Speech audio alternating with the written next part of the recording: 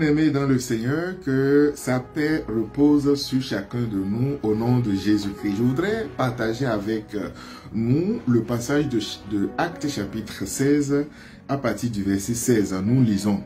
Alors que nous nous rendions au lieu de prière, une jeune esclave qui avait un esprit de divination est venue à notre rencontre. Par ses prédictions, elle procurait un grand profit à ses maîtres. Elle s'est mise à nous suivre, Paul et nous, en criant, « Ces hommes sont les serviteurs de Dieu très haut et ils nous annoncent le chemin du salut. » Elle a fait cela pendant plusieurs jours. Paul, agacé, s'est retourné et a dit à l'esprit, « Je t'ordonne au nom de Jésus-Christ de sortir d'elle. » Et il sortit au moment même.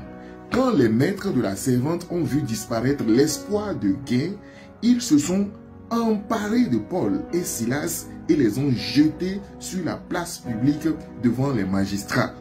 Je vais sauter et puis nous allons lire la suite au verset 24. Face à une telle consigne, les gardiens de la prison ont jeté Paul et Silas dans une prison intérieure et les ont emprisonnés. Verset 25. Vers le milieu de la nuit, Paul et Silas priaient et chantaient les louanges de Dieu et les prisonniers les écoutaient. Tout à coup, il y eut un tremblement de terre, si violent que les fondations de la prison étaient ébranlées.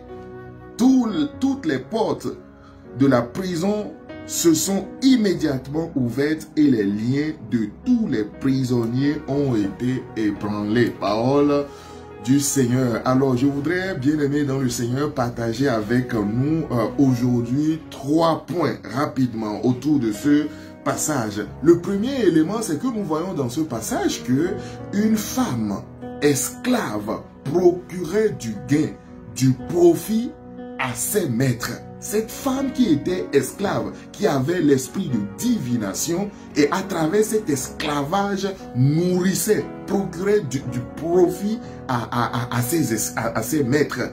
Ça m'a fait profondément réfléchir. Bien-aimés dans le Seigneur, nous devrions en tant que chrétiens refuser toute forme d'esclavage. Parce qu'il y a des entités spirituelles derrière notre esclavage, sur le plan spirituel, qui se nourrissent de notre esclavage spirituel. Voilà pourquoi nous devrions renoncer à cela. Cette femme, Paul l'a vue et a déclaré, a prononcé le nom de Jésus sur elle et elle a été délivrée. Je prie, là où tu es aujourd'hui, que le Seigneur te visite et te délivre de toute forme d'esclavage au nom de Jésus. Esclavage sexuel, esclavage de péché, peu importe l'esclavage dans lequel tu es, que tu sois délivré maintenant au nom de Jésus. Amen. Alors le second sujet, le second élément que je voudrais partager avec nous, c'est que l'apôtre Paul, après avoir opéré la délivrance dans la vie de cette femme, il a été automatiquement enchaîné. Il a été jeté dans la prison.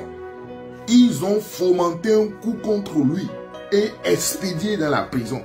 Et nonobstant le fait que l'apôtre Paul et ses compagnons étaient dans la prison, la parole de Dieu nous dit au verset 25 qu'au milieu de la nuit, ils se sont mis à prier et à chanter.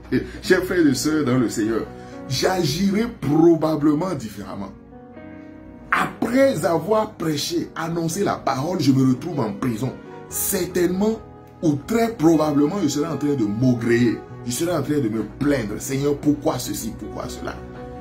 Je n'ai pas compris où est-ce que l'apôtre Paul a eu la force de chanter, de prier Dieu au milieu de la nuit alors qu'il venait de traverser une journée difficile. On les a roués de coups, on les a fouettés, on les a battus.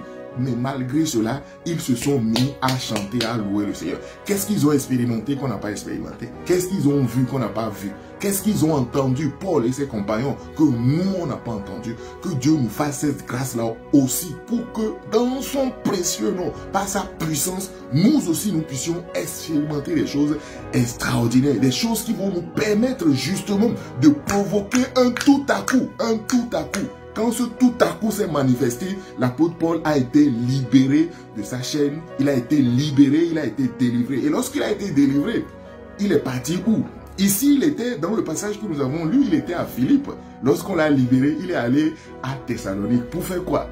Continuer sur la même lancée. Annoncer encore la parole de Dieu. Et au verset 6 du chapitre 17, on nous dit, et je vais terminer par là, ce serait mon troisième point, les gens sont allés voir des responsables, des dirigeants de la ville, dans la ville de Thessalonique, pour dire, ces gens qui ont bouleversé le monde entier sont venus vers nous. Bien-aimés dans le Seigneur, Paul et ses compagnons, avec quoi ont-ils bouleversé le monde?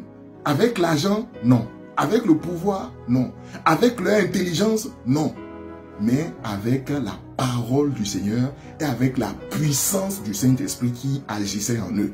Bien-aimés dans le Seigneur, nous pouvons rendre grâce à notre Dieu qui a fait de nous les dépositaires de la puissance, les dépositaires de l'évangile par lequel nous pouvons bouleverser nous aussi nos familles, nous pouvons bouleverser nos maisons, bouleverser nos lieux de travail, bouleverser nos églises, bouleverser même les nations dans lesquelles le Seigneur nous place. Rendons grâce à Dieu pour ce privilège que nous avons d'avoir en nous l'esprit de grâce qui nous permet jour après jour de révéler la lumière du Christ que nous avons en nous. Soyez abondamment bénis et que le Seigneur soit votre partage au nom de Jésus. Amen.